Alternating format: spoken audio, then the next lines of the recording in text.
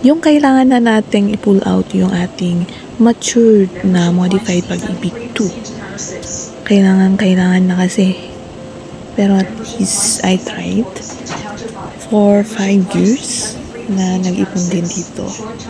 At eto na nga, gagamitin na talaga. Fill up po muna tayo ng form pang-claim po ng ating MP2. Ang kailangan lang naman kapag magka-claim tayo is isang valid ID na photocopy.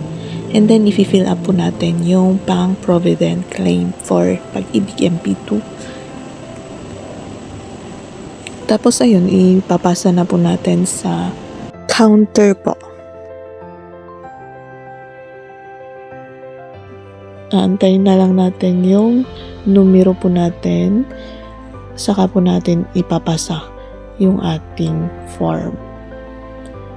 Then after po ng pagpasa natin, mag-aantay pa po tayo ng 20 working days bago po natin makuha yung cheque.